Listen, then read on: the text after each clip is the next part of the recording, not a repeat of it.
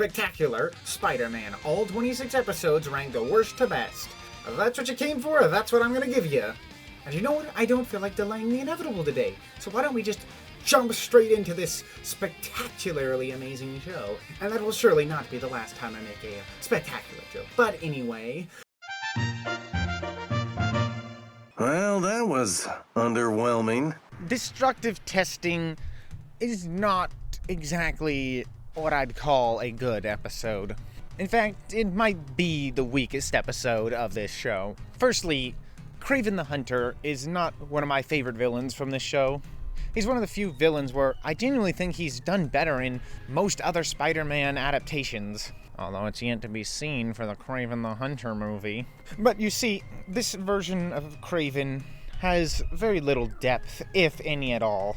And I'm sure that's true of most other Kravens, but even if they don't have as much depth either, they're usually more entertaining. I find this Kraven very flat. All he cares about is hunting down strong animals. I mean, it is kind of in his name. And taking his spot on the top of the food chain. The noblest prey ends the hunt in silent dignity. Prey? Silent? Dignity? You don't know me at all. Like, he genuinely doesn't have any other desires to my knowledge. Like, all he wants is to beat Spider-Man. For no reason, just to beat him. And one of the problems with this storyline is that he loses so easily at the beginning of the episode. It makes him a complete non-threat. No! This cannot be happening to Sergei Kravinov! Oh, Kravinov. And sure, he eventually turns himself into Teenage Mutant Ninja Turtles Tiger Claw, but that barely makes him any more intimidating because he rarely ever has the upper hand on Spider-Man for the rest of the episode either. Also, I find this version of Kraven even less interesting, because now he's not even using his weapons or tools, he's just punching and clawing, which makes for some of the most boring and uninteresting fight scenes this show has to offer. And in the end, guess how Spider-Man beats him? He just does. Like, nothing clever, nothing special, no sign of getting the advantage. It's just that the writers just decided the fight's over, he wins. Even though it looked, for the most part, like Kraven had the advantage. And then, after that, they have the gall to have Kraven pull a disappears off-screen trick. You know, when the character looks away for 5 seconds, and then when they look back, the villain has magically disappeared.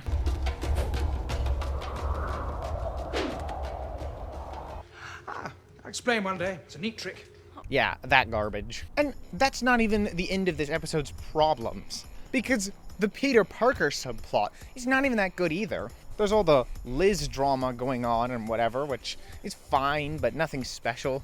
But what really bothers me is this bit where Flash Thompson injures his knee and goes to the hospital, and then Liz is like, "Don't you care?" And he's like calling him on the phone and stuff. Oh, Kitty, thank goodness. Flash is in surgery and I'm freaking out. Can you come to Manhattan General? I'm kinda in the middle of something. But I'm just here thinking, this is very familiar, isn't it?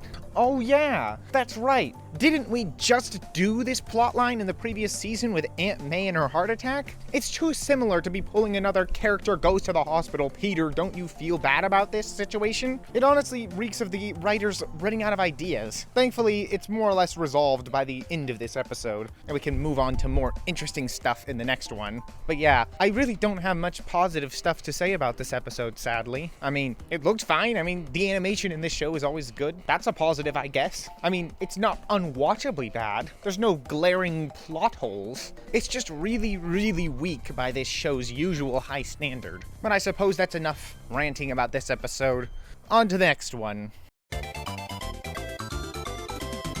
More fighters, more battles, more fun. Super Smash Bros. Ultimate, only on Nintendo Switch. The Sinister Six, starring in Reinforcement. I can tell you everything that happens in this episode in a few words. Just 2 to 3 words here. Beat 'em up. Yes, this episode, or nearly all of this episode, is just a beat 'em up video game. It's like 80% action, 20% plot. And while the action is pretty decent, there's nothing really here that stands out to me all that much. It's basically just Spider-Man going through a checklist, ticking off each Sinister Six member as he beats them. Like, that is almost the entire episode.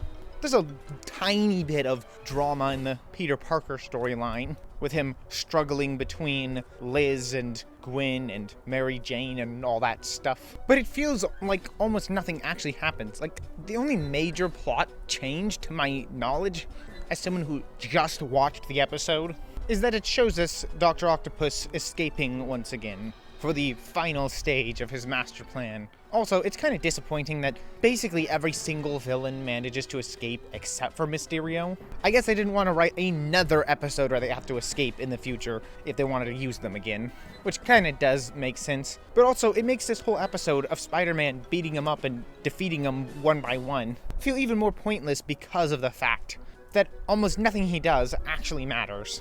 Although, I will admit, this scene with Santa Claus right here is very legendary. Please tell me these guys are going on the naughty list. You're up there wearing that goofy thing, lighting up cars, calling yourself the Shocker. I'm the Shocker. I shock people.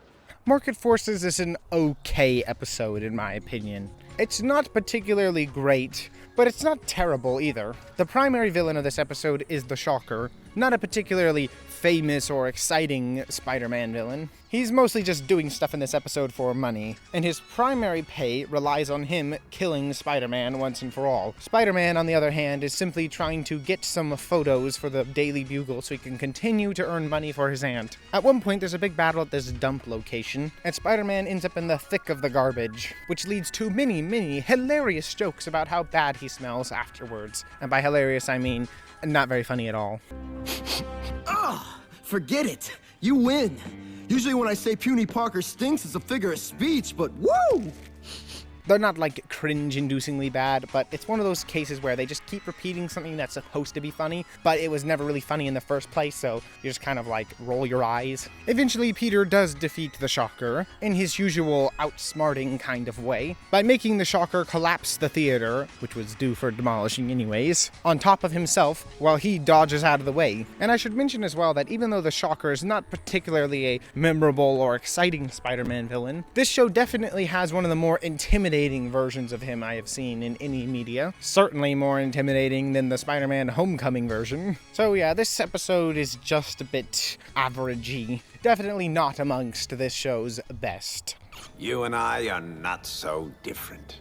Catalysts is a pretty average episode of this show, but, you know, average by this show's standards, it's still pretty good. One thing that's a bit odd is how the Green Goblin just kind of shows up immediately right after the episode starts, with no explanation, rhyme, or reason, which does always throw me off a bit when I watch this episode, since there isn't any real setup. But, you know, since he's here, I might as well talk about him. And yes, Green Goblin is a great character in this show, and this is a great introduction to him, regardless of how random it is, showing how he simply just doesn't care about anyone or anything. All he really wants is chaos. And secretly, revenge as well. Green Goblin as a character has pretty much always been the equivalent to the Joker from DC. And I'm a sucker for these kinds of characters that are basically just pure evil in a mad, insane way.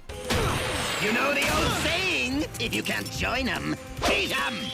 Took the words right out of my mouth. Oh, and another thing interesting about this episode is how technically the opening of the episode takes place later in the episode, and we cut back to prior to that happening, if you know what I'm trying to say.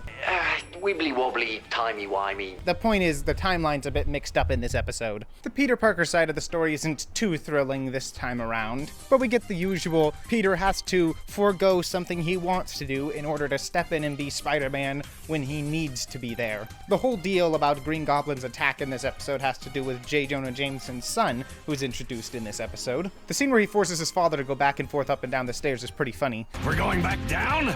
Oh, now you're just torturing me. But my favorite part of this entire episode is Tombstone taunting Spider-Man about how he could have been doing exactly what he was doing in this episode and getting paid to do it if he had just chosen to take him up on the offer that he proposed in a previous episode. But someone should point out I offered you a handsome salary to do just the sort of thing you did tonight.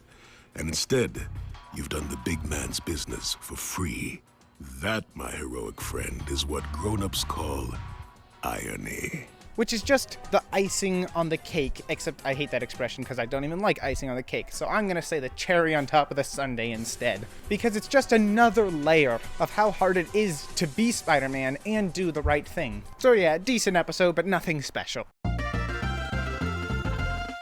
With our combined strength, we can end this destructive conflict Accomplices is another episode of this show which is primarily devoted to beating up bad guys. In fact, I'm even struggling to remember what happened in the Peter Parker subplot of the episode, since the majority of what happens in this episode is a bunch of criminals fighting over some sort of secret weapon that'll be able to make an army of rhinos.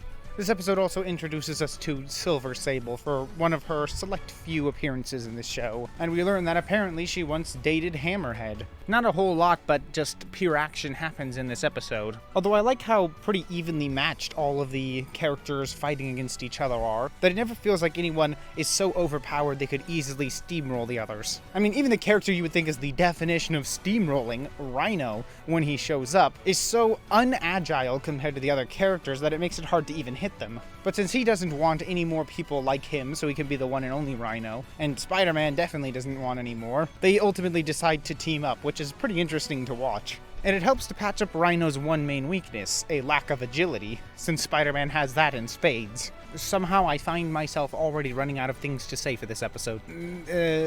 Black Cat shows up at the beginning? I mean, she doesn't really do anything, but hey, she's in it, I guess. I don't know. Maybe if I could remember the Peter Parker subplot, I'd have something to say on that. But the fact that I can't remember it isn't exactly a good sign for having more stuff to say. Is this the episode where Peter was supposed to take Liz out to dinner or something, but she's just happy that he showed up at the end, or was that a different episode? Well, anyway, this episode is an entertaining watch, but it's not really one of the best by any means. It's just alright. So much destruction. This reporter asks, why? The Invisible Hand is a very solid episode of this show. Though I'm not a huge fan of the main villain of choice in this episode, the Rhino, I think the way in which he is used is still pretty clever. Most of the action scenes are take it or leave it for me, but the way in which Spider-Man defeats him is, once again, another clever defeating of the villain. By realizing that he has to use his face to sweat throughout his entire body, by completely dehydrating him, he essentially permanently takes him out of the action. And you know, J. Jonah Jameson might be kind of right when he says Spider-Man is a menace, considering how much public damage he causes in the defeat of Rhino here. Oh, and speaking of J. Jonah Jameson, I really like this scene where he tries to throw the Rhino off of Peter's trail, because even though he knows where Peter is, and he's usually a mean, shouty jerk at everyone, and has a passionate disliking of Spider-Man, not that he actually knows Peter is Spider-Man, of course, he still isn't so bad that he's gonna let someone like Peter get killed by the Rhino just because he's kind of mean. I always like it when these mean characters are shown to not truly be heartless. He's just trying to run a business after all. He's not actually evil. And so I think a lot of people often throw J. Jonah Jameson into Spider-Man villain kind of category just because he's always mean to Peter, when in reality, he is nothing of the likes of the other villains. You also have to feel bad for Gwen in this episode, since Peter consistently ignores the idea of going to the dance with her, not even considering her as a potential candidate for him to take, instead trying to convince someone who's a bit too old for him to go instead. It's definitely one of those situations I can see a lot of people relating to, both Peter and Gwen. Although, aside from all that, the thing I actually like most about this episode is the ending, in which Spider-Man finally discovers the true villain behind a lot of the recent problems he's been having. Tombstone, someone who pretends to be good, but is secretly running one of the biggest crime organizations in the entire city. And the frustrating thing for Peter is that there is nothing he can do, because the people believe that Tombstone is a good guy, and he has no evidence that he's the villain, even though he knows that it has to be him. And Tombstone basically admits that too. But unfortunate circumstances end up making Peter look like the villain in this situation. And that final line, "The Tombstone did make one mistake. Now I know there is a war," is a very exciting and intense line that promises so much for the future episodes, many of which will indeed deliver on this prospect.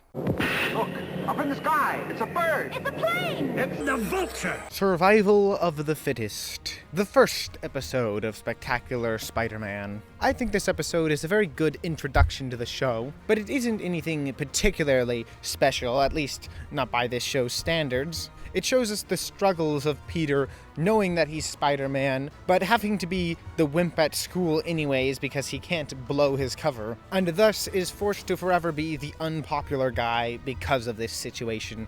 It instantly makes you relate to him, because even though you don't have superpowers, you know exactly how he feels being the unpopular guy at his school. Well, assuming you aren't the popular guy at your school, or you weren't, you know. Anyways, that's besides the point.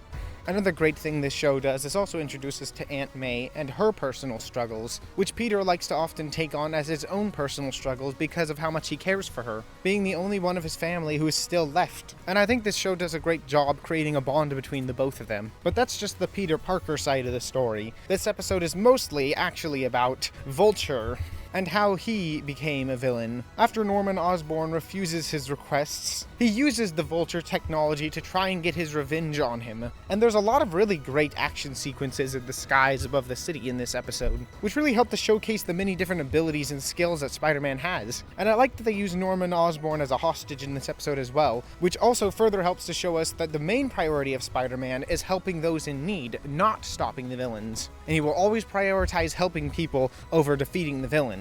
So, yeah, I don't really have any, particular specific notes about this episode, other than it's a very solid introduction. Next, I guess? How can you do this? This is outrageous. It's unfair. You know, I always forget that the second episode of this show is called Interactions, since the name itself is so basic and seemingly unrelated to what happens in the episode. It doesn't really give you a clue. So even when I remember a lot of the other episode titles, I always think, what was the second episode? You know, the one with Electro? Anyways, that's totally irrelevant to the actual quality of the episode. I just find it very hard to remember the name. But as I mentioned, this is in fact the one that introduces Electro to this show. And I think this show definitely has the most relatable version of Electro in probably any Spider-Man adaptation, as here he's just a completely normal bystander who just gets thrown into this terrible situation in which he is cursed with these powers that make him abnormal. Oh man, I can't even drink a lousy cup of coffee!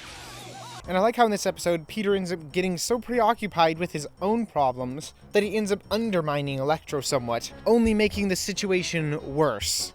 Say, Spider-Man! Wonderful! You are a very cooperative crook, but I can't get a good mugshot if you're wearing this.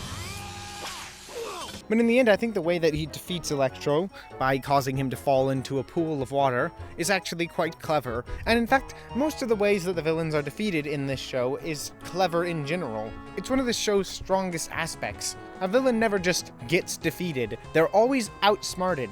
And it shows that even when Peter isn't as strong as the villains, he can always be smarter than them, because that is the true secret to success. Not power, but intelligence. And I also like that, even though he was trying to stop the villain, Peter does fail his aunt in this episode.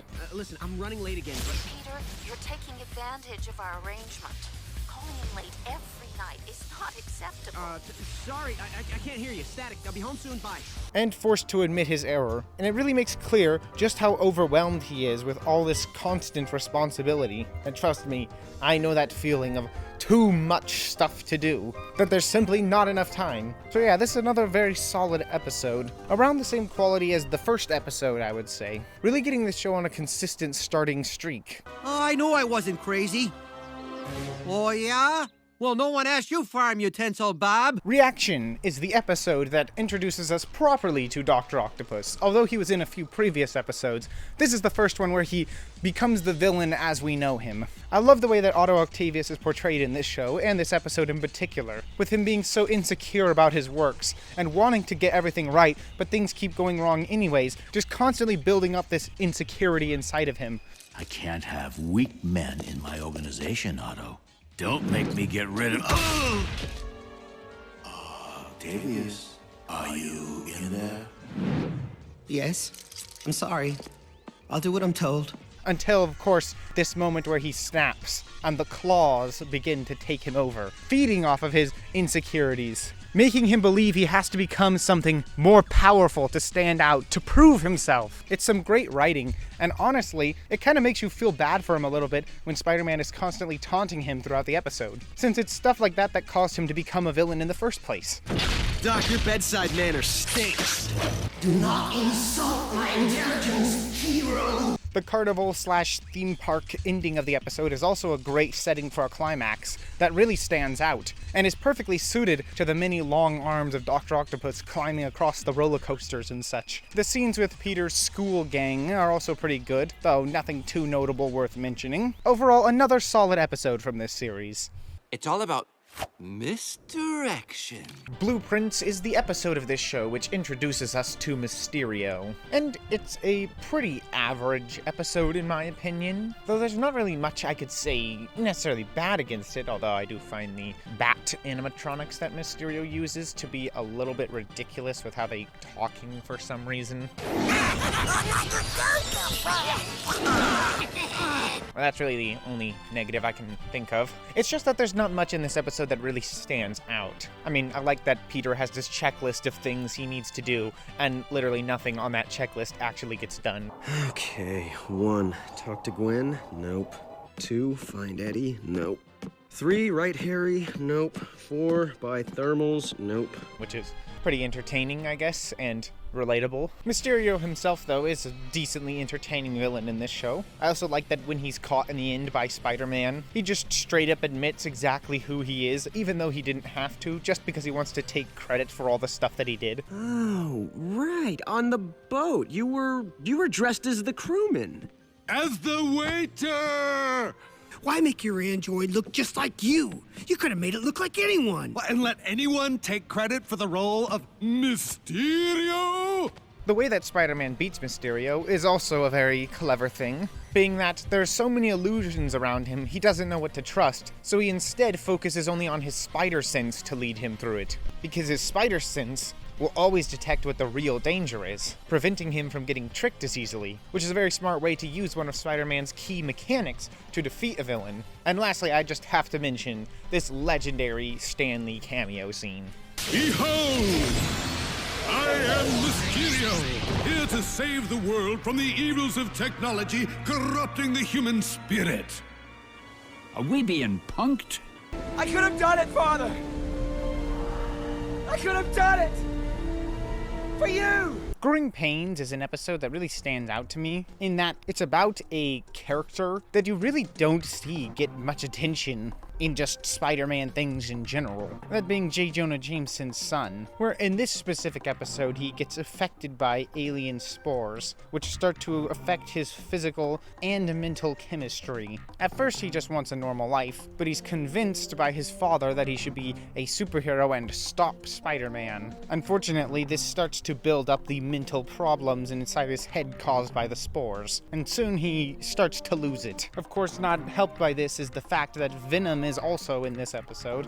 Now with his precious symbiote back, he continues to seek his petty revenge on Peter Parker, trying Chameleon's old tactic of framing him, and Colonel Jupiter is ultimately subjected to this framing to the point where he genuinely believes that he needs to destroy Spider-Man. It's pretty sad overall to see the downfall of Jameson's son in this episode, and how it affects his father, who wanted greatness from him. But in the end, even though Spider-Man does win, with an admittedly very brute force tactic by his standards, which honestly could have killed Colonel Jupiter in the process, it still doesn't really solve the problem, since his mind has been deteriorated in the end. And seeing that final scene between J. Jonah Jameson and his son, as his son has just completely lost it, so desperate for that power that Spider-Man took away from him. It's actually quite sad and does make you feel a bit bad for Jameson, and is probably the most justification he has to hate Spider-Man yet up to this point. This is all Spider-Man's fault! He destroyed my son! Even though, you know, he was just trying to help. Additionally, this episode also features one of the season's many cutaway to Peter Parker's friends and company doing whatever it is they are doing collection of scenes. This time around, the episode is constantly cutting back to everyone's unique performance trying out for the school play. And honestly, most of these performances are pretty bad. Even the ones that this teacher claims are good are pretty bad. Reputation! Reputation! Reputation! Oh, I have lost my reputation! And that's not because the actors are doing a bad job in this episode. I'm pretty certain it's intentionally bad, in this weird, overly dramatic kind of way. Like, would people actually watch a play where people talk like this the whole time? Doubt thou the stars are fire. Doubt that the sun doth move. Doubt truth to be a liar.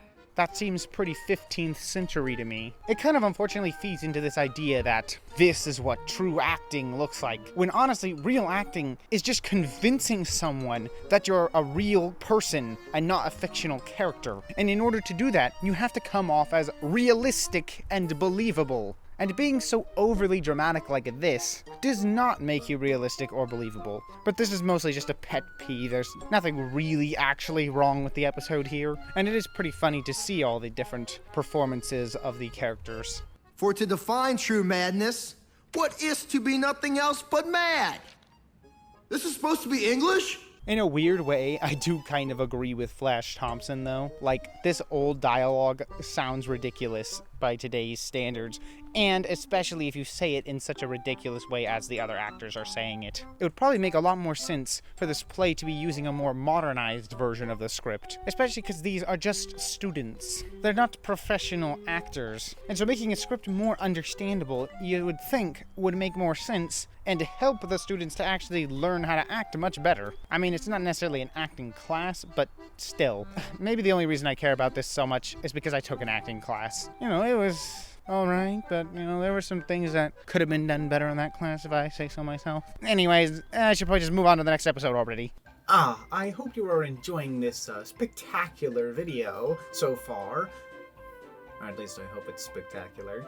But if you are, in fact, enjoying it, then why don't you click a certain button below? And by the way, sorry to come to you from this, perspective. My spider feet and hands have gotten stuck to the roof. What do you mean I'm not really hanging upside down and this is all just a bad green screen effect? Oh my goodness, is that the next entry on the list?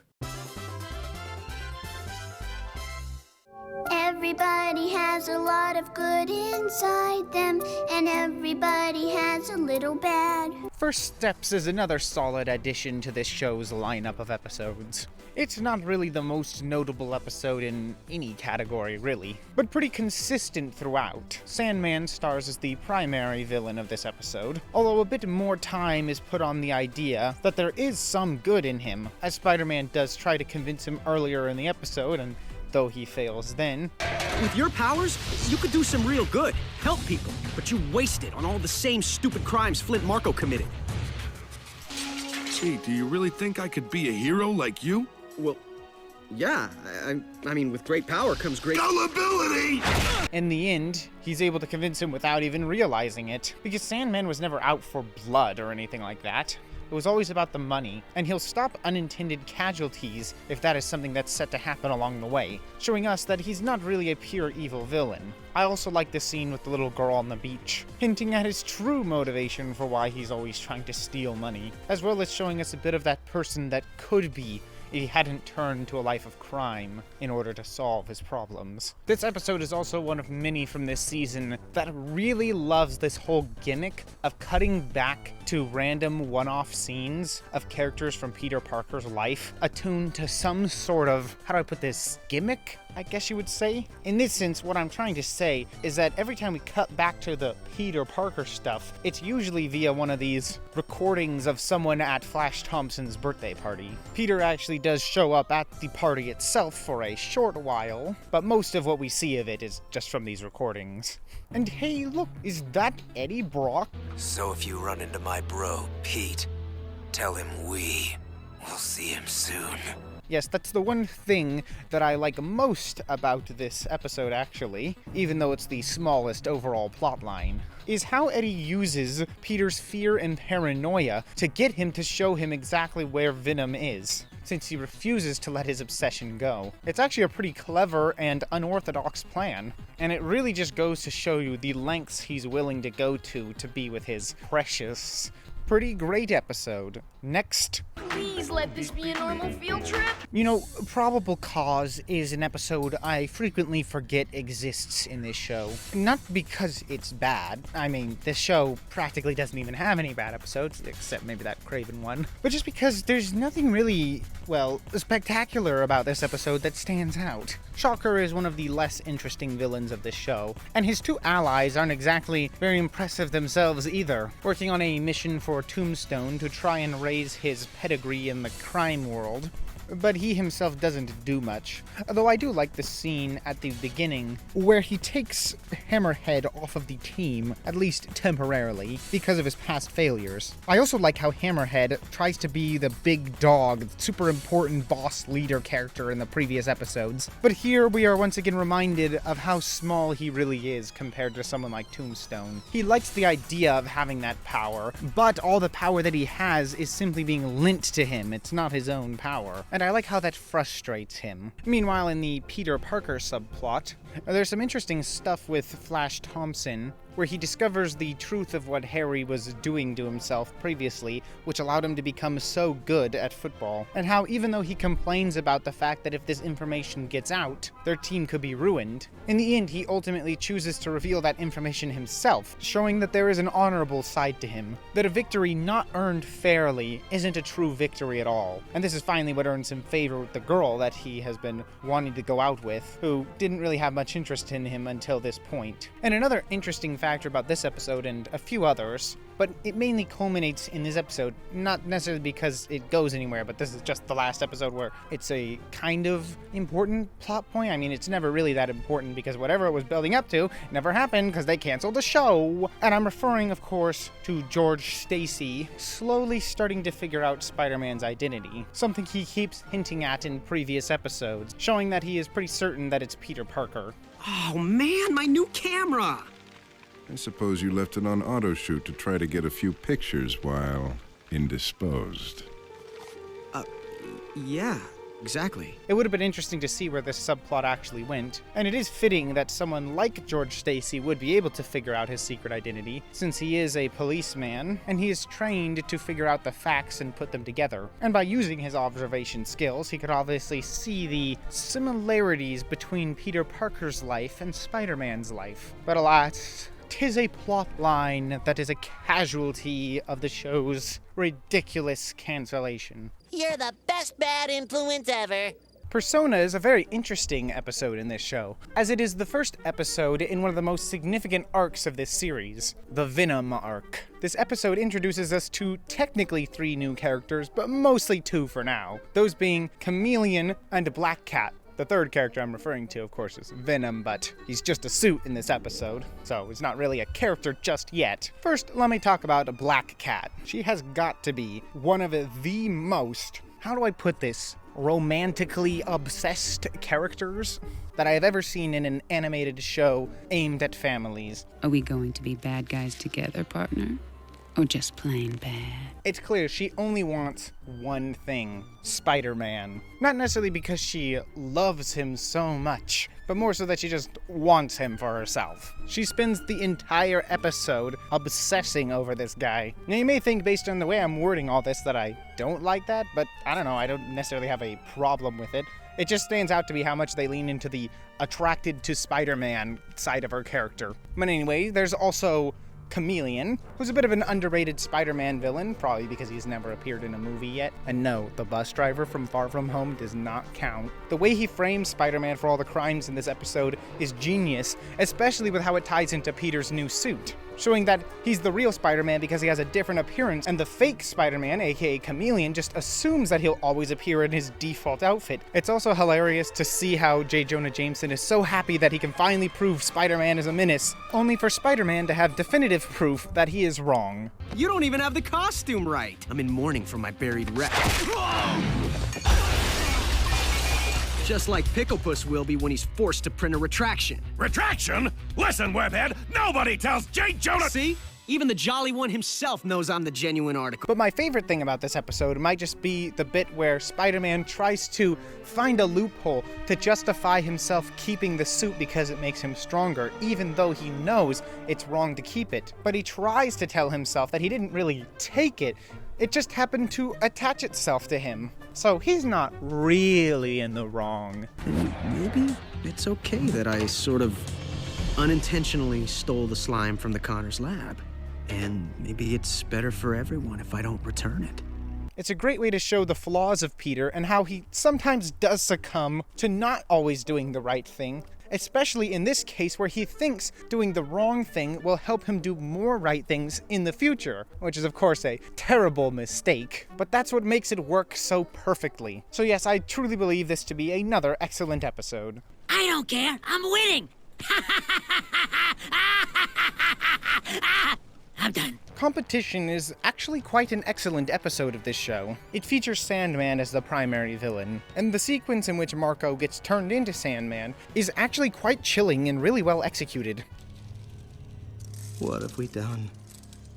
What do we do?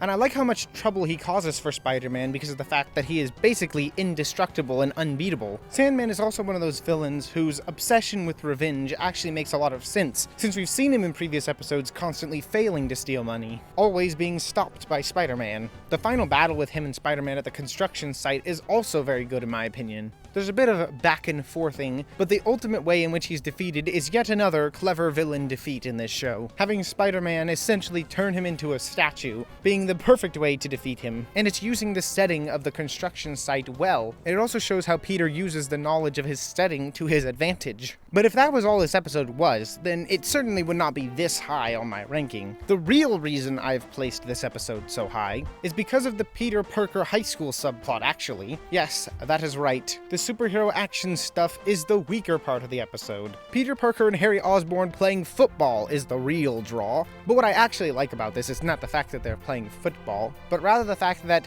Peter does so well in football that he ends up stealing the spotlight from Harry, even though Harry has constantly felt ignored all throughout his life, and that there's nothing he's ever good enough at, because his father will never be impressed. And now, finally something he's good at, and Peter is still better at it than he is. And so Peter, in doing what a good friend ought to do, intentionally messes up in the final round of the football game, just so that Harry can have that one thing that he's good at, to let him be happy, because he doesn't need to be the spotlight. And it shows just how understanding of a friend Peter is, even when he can't always be there to help his friends, due to being Spider-Man half the time. He still wants what's best for them. Also, I love the scene where Flash Thompson's friend gets totally dumped by his girlfriend for being a jerk. Hashtag got what he deserved. If we fight like animals, we'll die like animals!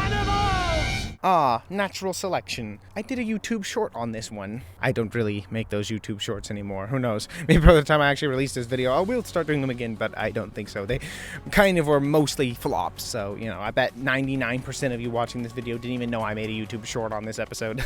But, you know, I guess I'll just repeat everything I said in that short here because, you know, that short pretty much had all my thoughts on this episode. That being that this episode is about Spider-Man's greatest moral. With great power comes great responsibility, and is one of the best examples of that moral in execution. Because in this episode, Spider-Man ultimately comes up with a dilemma at the end, in which he is trying to help both his aunt and stop the lizard. The problem being, in order to help his aunt, he needs money, and the only way he knows how to get money is to take pictures of Spider-Man. But this makes it appear as though when he leaves as Peter Parker to become Spider-Man to stop the lizard, that he had abandoned his friends just to take pictures. Also, he could get money because they could never understand the real reason he did it, that being for his aunt. You ditched the antidote effort to win a contest. And so in the end, it appears that he ended up betraying his friends when that was not really what he intended to do the whole time. And this leads to him wanting to give up Spider-Man altogether, because it's simply too much for him. But in that moment, he remembers Uncle Ben and realizes that he has to keep going,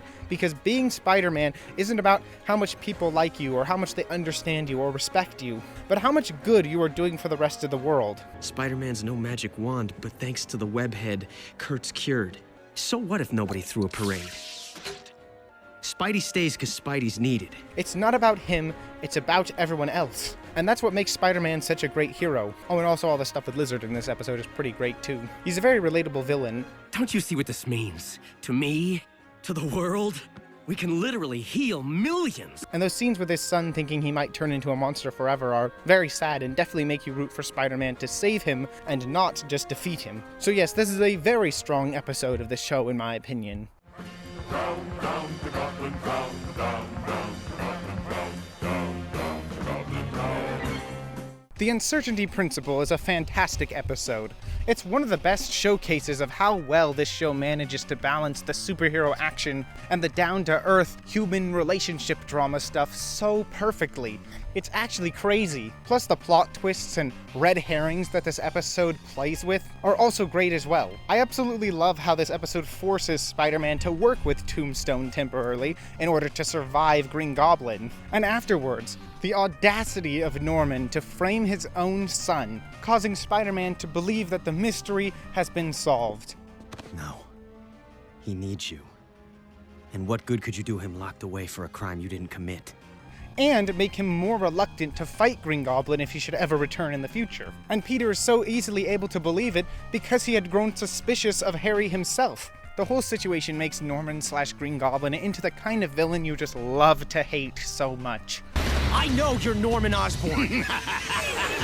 Am I? The scene where J. Jonah Jameson is desperately worried that his son might not make it as the spaceship has run into so many troubles in space. The tension that's built up in these scenes is so great, and it's crazy how they make you feel bad for a character you're not even supposed to like. But I guess there's a reason why J. Jonah Jameson is such an iconic character in fiction, after all. Yet another amazing episode in this show.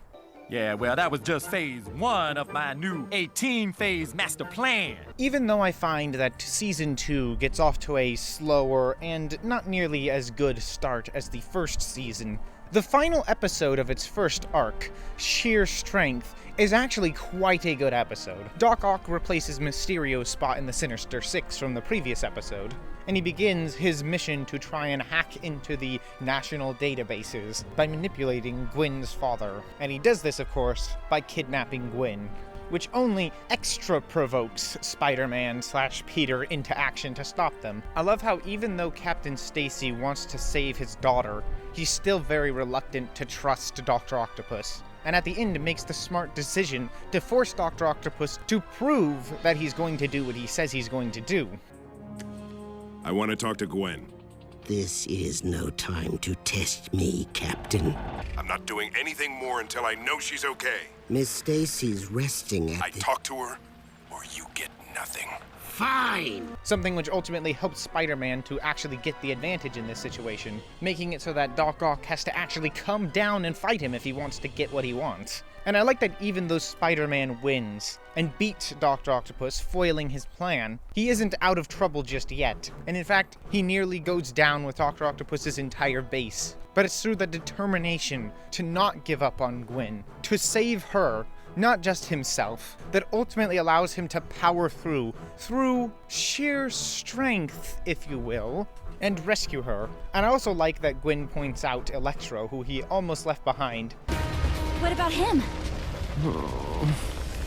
And because Spider-Man is too nice, he has to go back and also save Electro too, which is just a little nice touch there. I mean, if you think about it, Electro did help him win in the end by destroying some of Doc Ock's computers by accident. But yes, a very good episode to end off the less than spectacular start to the second season.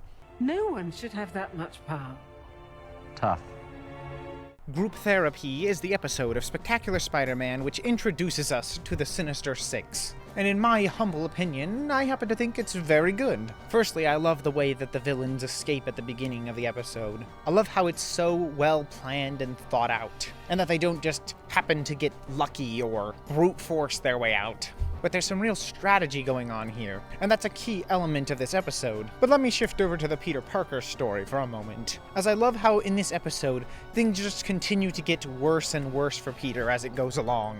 And the way that Venom is slowly seeping his way into Peter's mind and making him more and more bitter about everything, and ultimately even causing him to forget what he's doing and almost entirely take control of his entire mind.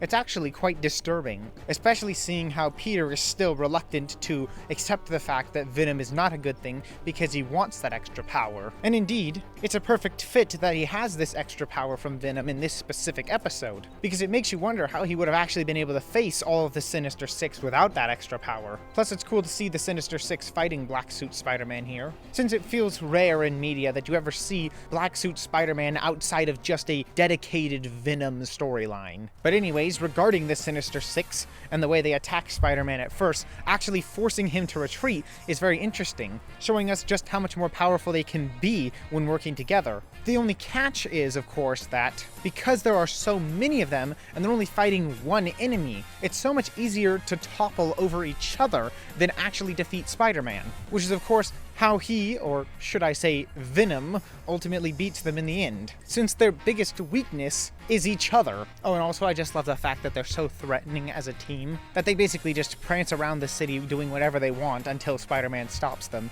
and no one can stand up to them because they're too powerful altogether. The scenes with Eddie Brock in this episode are also really good in my opinion, showing how in a similar parallel to Spider-Man, his life is also slowly falling apart, and he continues to insist that Spider-Man and Peter Parker are the source of all his issues. The way that his distaste for Peter is so deliberately petty and bitter that he would go out of his way to try and spite him by taking away his girlfriend. And yet it still seems so natural how he could lose his trust in Peter through what we've seen, and that this is like the darker side of Eddie, that he's buried all this time, playing the nice guy until something goes wrong, something snaps. Just some great character development, or undevelopment in this case, but you know, the good kind of undevelopment, not like when a character just completely acts out of character kind of undevelopment. I'm talking about a negative character arc, and I'm sure you all know what I'm talking about. I don't even know why I'm trying to make a joke here. This is me. I think it's apparent I need to rethink my life a little bit. Subtext is a tragic episode about the downfall of a man to his obsession with gambling. To stand out from the other episodes of this show, this episode uses that classic jumping around different time points style of editing. You know, where they show you a scene from the middle or near the end of the story, and then it constantly cuts to other scenes explaining how it got to this point. The most tragic thing about this episode is how it's so much more personal to Peter and Liz especially, with it being her brother who's the one caught up in all this mess. It's relatable in a sad way how this episode shows just how easy it is to lose all your money and wealth that you've earned, especially by gambling it away trying to get even more. And in order to survive, people end up going down dark paths. And unfortunately, Mark here has gotten so in debt that his only way out is to become the test toy of Green Goblin and his subordinates. And one thing I love about this is how Mark has essentially gambled away his own free will in the process of going so deep, because he ends up turning himself into the servant of Green Goblin, who no longer has any control over his own life, and is forced to fight Spider-Man not because he wants to, but because it's supposedly the only way he'll get his life back. It just adds more fuel to making you hate Green Goblin as a villain. You're a gambling man. Would you bet on duration or frustration? There's a good flunky. And honestly, the bit of this episode that really hits the hardest might just be the contrast between Mary Jane and Liz's performances in the play before and after these events. And will you, rent our ancient love? Asunder? You thief of love, what have you come by night and stolen my love's heart? Well, they weren't quite selling the tragic nature of the story with their performances until they themselves had to experience this personal tragedy. And will you rend our ancient love asunder? You thief of love, what? Have you come by night and stolen my love's heart? And seeing the acting director praise their performances without even knowing the true depth of what has happened is a chilling moment indeed. This episode is yet another very fine piece of work to come from this show. I could do so much more! So much more! But this is what I get. My reward. Final curtain. Even though with a name like that, you'd expect it to be the finale of the entire show, we were robbed. This was not meant to actually be the last episode of the show, and yet it is. Like, trust me, just Google why this show was canceled. It's the most ridiculous and stupid reason a TV show was ever canceled. Copyright. My old nemesis.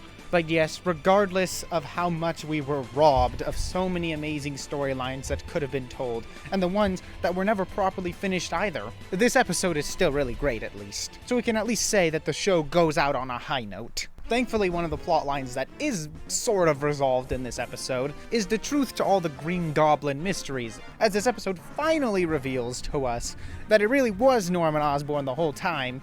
And you were the Goblin all along!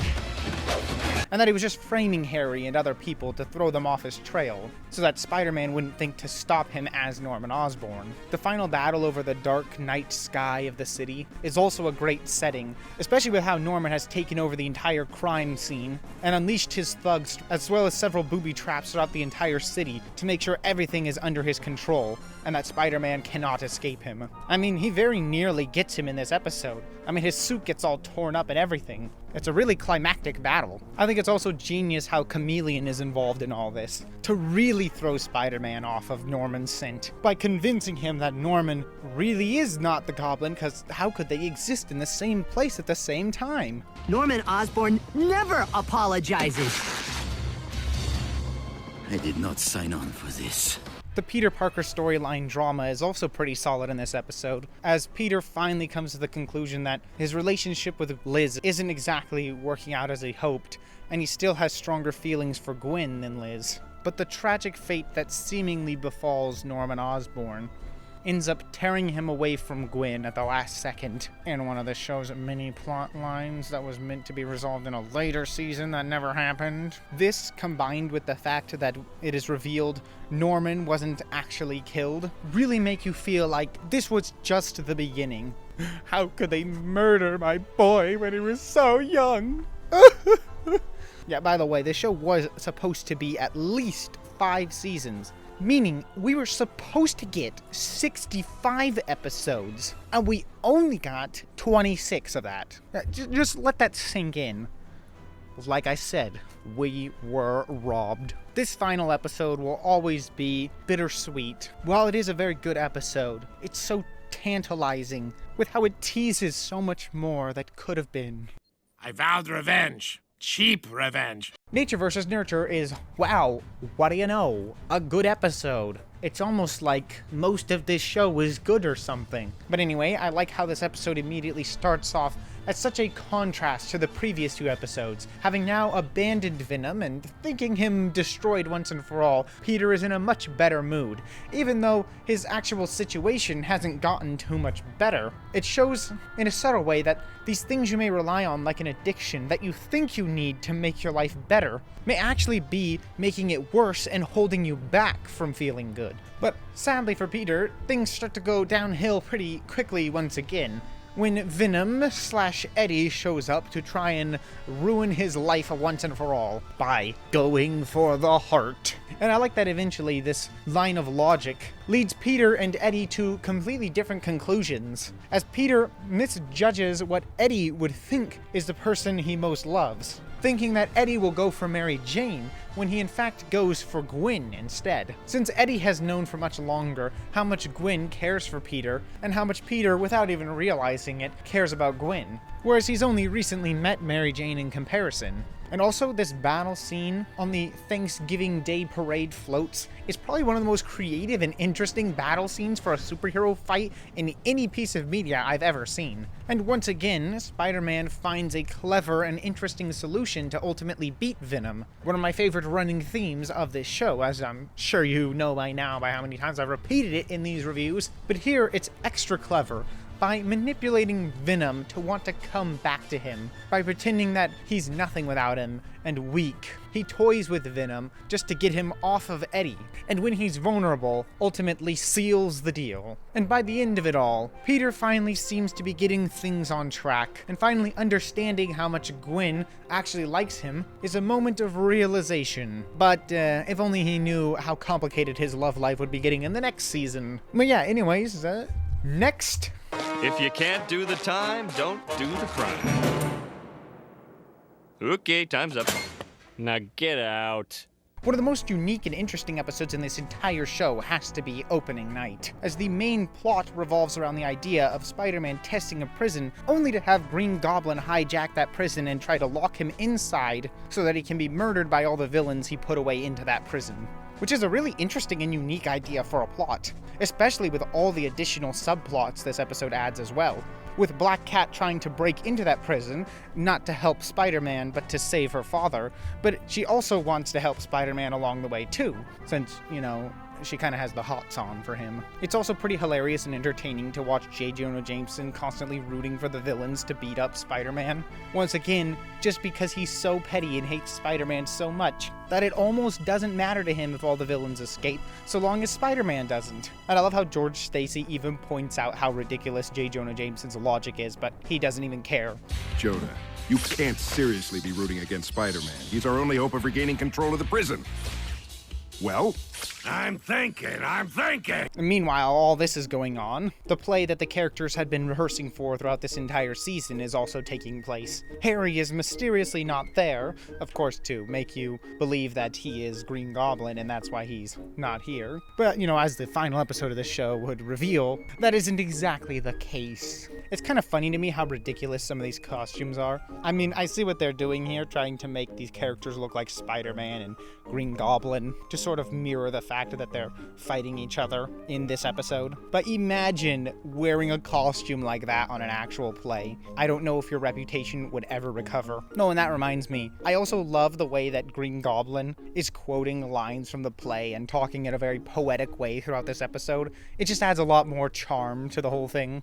So, Goblin wasn't the only sprite to use the vault for mischief tonight. But the true best part of this episode has to be the reveal of who Black Cat's father actually is. That it turns out he's the guy who murdered Uncle Ben. And I like how, unlike the other villains, he actually feels regret for what he did, and believes that he deserves to be in prison for going so far as he did. Something which breaks Black Cat's heart, because even though it was his own decision to stay behind as the one to seal the prison off so no one could escape, she refuses to accept that and blames Spider-Man for not letting her rescue her beloved father, quite possibly ruining that spark between them forever. But it's your fault he'll spend the rest of his life in this hole. And I'll never forgive you for that. Sadly though, due to the show's cancellation, we'll never get a resolution to Black Cat's story with Spider-Man, and this is the last time they ever see each other in this show. A bit of a downer note, but honestly these scenes are pretty powerful, and definitely a reason for why this episode is one of the best in the entire series. Spider-Man's name is Peter Parker. You know, before Spider-Man Far From Home and No Way Home existed, Identity Crisis was quite an interesting episode. I mean, it still is. I'm just saying it was more unique because of the fact it's about Peter Parker's identity being leaked to the public. Although, in a lot of ways, I much prefer how this episode handles the idea versus Spider-Man No Way Home. Because you see, in that movie, it's like just generally accepted by everyone that Mysterio, a known liar, is right about Peter's identity. And that never really made that much sense to me. I mean, in this episode as well, Venom is the one who claims that Spider-Man is Peter Parker. And Peter himself in this episode points out that Venom is not exactly a trustworthy source of information. For the godzillionth time, no. That guy in black said different. You mean the guy calling himself Venom? Does that name inspire trust? I mean, if you think Venom is not trustworthy, then surely Mysterio is less trustworthy. I mean, especially on top of that it is coming from J. Jonah Jameson, who, in the MCU at that point, it's simply labeled as a new and controversial news publisher. It's not exactly the most trusted source to be getting your news from, especially when it's from a lying villain. But anyways,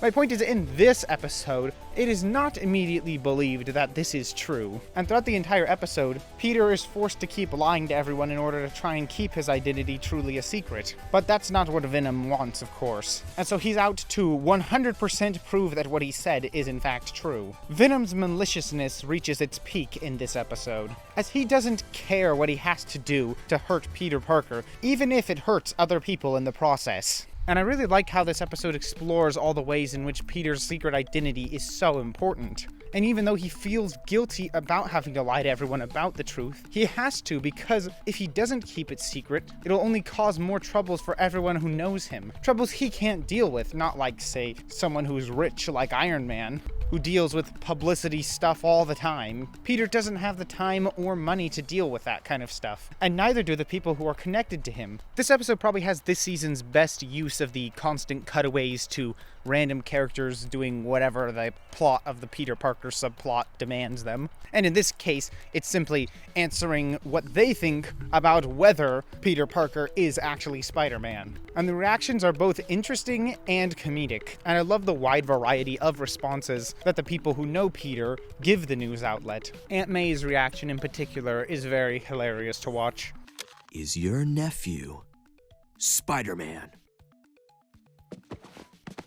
Am I being punked? I also love the way in which the idea of Peter Parker being Spider-Man affects Flash Thompson, who just outright rejects the idea because he hates Peter Parker so much and cannot stand the idea that he could be the same person as his favorite Spider-Man. Anyone can suit up and pretend to be Spidey. And I love how his own logic is part of what actually ends up helping Peter Parker to try and prove that he isn't Spider-Man, that he was once seen in a Spider-Man costume at a Halloween party, and that anyone can dress up like Spider-Man, even him, and people will just immediately believe that they are Spider-Man. So it's nice to see Flash Thompson get a big W in this episode, even if he is totally wrong. Venom's pathetic ending in this TV show, which probably wouldn't have been the end if they hadn't canceled it, is pretty decent if I do say so myself. With how Eddie is now so lost that once Venom betrays him, he's like a nothingness. He's like a nothingness, what am I even saying?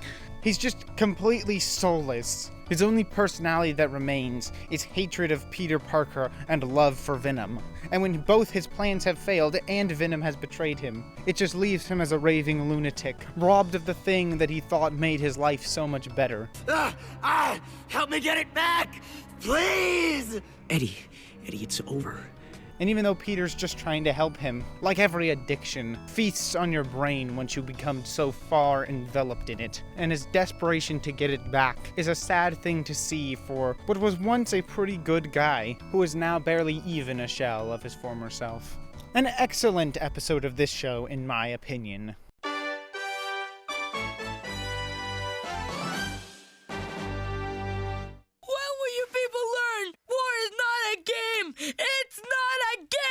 I thought it was a game. Yeah, I thought it was a game. It was a game. The fun game. Gangland is a superb work of art from this show. An easy S-tier episode, in my opinion. The setting of an opera house is a very interesting and unique setting in the first place, and the way the episode uses classical music throughout the background instead of the usual more rock-style music that this show has makes it stand out a lot and adds to the drama and theming of the episode. I also love how Valentine's Day itself makes it even more devastating when Peter can't be there for Liz than on normal days. But he has to fight because in this episode, it's not just one villain he has to stop. I mean, sure, it isn't the Sinister Six, but it's basically all the top crime lords, which may as well be worse than the Sinister Six. And I really like that despite having to sacrifice that time with Liz, he pulls a massive victory in this episode by finally exposing Tombstone. And I also like that Tombstone is desperate not to get exposed before this point, and even tries to help Spider-Man at one point to fight the other villains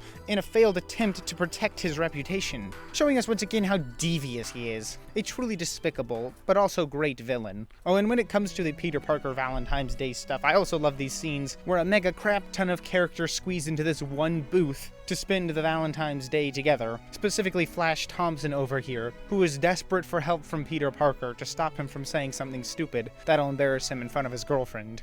So if I say something dumb, you kick me or something. For you, pal? Anytime. I love how Peter is so eager to kick him every single time he opens his mouth. This is easily one of the best character interaction scenes in the entire show. Oh man, and I haven't even mentioned the J. Jonah Jameson subplot. His poor wife. He can't sit still for 5 seconds because he's so impatient. Will you stop squirming? It's this for slugging her seat. It's built for hamsters. Zip it! People are trying to hear! And it's also hilarious how he makes up this dumb excuse to leave the opera, and then his dumb excuse that he just made up happens to accidentally be true. And it's also pretty funny to see him embarrass himself at the last second, trying to defend Tombstone because he hates Spider-Man so much, only to be totally wrong. Everyone here saw Lincoln save that ungrateful webhead's life! Boss! JJ! What? Never mind. And of course, the cherry on top of everything is how this entire episode was all just a plot of Green Goblin to get all the other crime lords out of the equation so he can take over as the top dog of crime. The way he manipulates them all is so genius and despicable, but it's a great way to establish just how dangerous he really is. That he's even more devious than all the other crime lords combined, perfectly setting up the final arc of this show. So yeah, basically, every single aspect of this episode is perfect. And there's only one episode of this show that's still just a little bit better.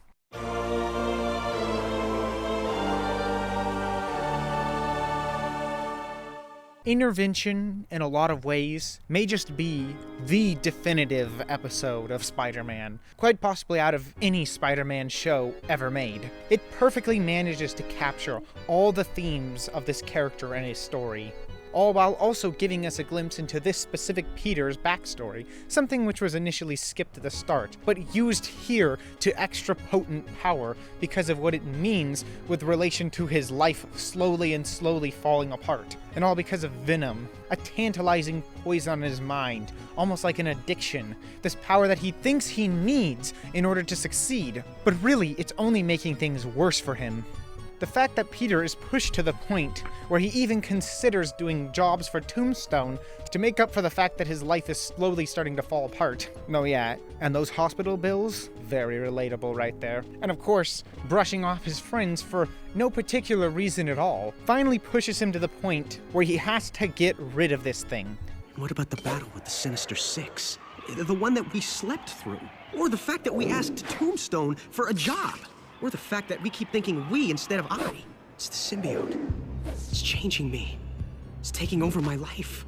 I have to get it off. But Venom fights back, and what we get is a true visual marvel, and how Spider-Man is essentially trapped within his own mind. And I like that inside his mind is entirely black and white. One, because obviously it represents his memories and stuff that happened in the past, but also because black and white is the color scheme of Venom, showing his hold over Peter in his mind. And I love that when Peter eventually comes to the realization that it was never actually about stopping all these terrible things from happening, but it's about helping all those people in his life who need his help, being there for them in their time of need, that his kindness to them will ultimately be paid back in return. And that's more important than serving himself in any way. Uncle Ben's right. I'm not alone in this, and I am not giving up who I am. And when he does realize all this, he regains all his color, breaking free from the corruption of Venom, and ultimately nearly destroying him altogether. But alas, Eddie Brock's final downfall is also completed in this episode, and he ultimately takes the form of Venom from this point forward, in what is honestly one of the best cliffhangers in this entire show. I love how from the moment that Eddie gets Venom, he immediately knows all the secrets to Spider-Man, making him his biggest threat yet. Why didn't I see it before? I don't have two enemies. I have one. Really living up to that intimidation factor that he's always held from the comics. And on top of that, there's the thematic element of Eddie here. How he has also been having so many things go wrong in his life, like losing his job. But instead of seeing the bright side and moving on and powering through these issues, he instead chooses to pin all the blame on Peter and Spider-Man, refusing to take responsibility for himself, and ultimately coming to the conclusion that Peter needs to pay so that the universe can be set at balance again, which is of course a perfect polar opposite contrast to Peter's perspective in this same episode, just tying all those themes together perfectly. So yeah, just everything about this episode is basically perfect. An easy S tier, and arguably one of the best pieces of Spider-Man media ever made. Well then, I done did it. I ranked all the episodes in this show. That was certainly a difficult task. I mean, It's not like I have plans to rank any TV shows with significantly more episodes than this one or anything like that. Oh, one really important thing that I insist you do is leave your own ranking in the comments down below so that I can see it and compare it to my own ranking, you know, just for fun. But still, it'd be lovely to see what you guys think of this show's episodes and what order you'd place them in. Oh, and of course, I have to give a massive shout out to these extra special individuals over here who support me in an extra way. There may not be a lot of them, but I assure you, I value them highly, and they get a couple of extra benefits. Links in the description in my Patreon below. I'm also on several social media platforms if you want to follow me on those. It'd take a while to list them all, but there are links to them in the description down below, you know, all the usual stuff, and a few extra ones, including some movie, TV show, and gaming reviews type sites if you like to know my opinions on other stuff that I don't make videos about. You know, and of course I have to mention my gaming channel. It's pretty much an obligation at this point. I try to put a lot of effort into those videos whenever I can. The viewing numbers are only so-so though, because gaming is such a competitive category on YouTube, but I treasure each and every person who views those videos. And lastly, if you're still interested in watching some more videos on my channel before you leave, I did a video on Across the Spider-Verse, which was a little bit of a disaster since I didn't even finish the movie when I had made that video because it's complicated. Watch the video if you want to understand why. You know, it's Spider-Man related, so maybe you'll be interested in it. But if you're not interested in that, then why don't you check out this list over here of all the ranking videos I've done on this channel so far. But most importantly of all, always remember to be iconic.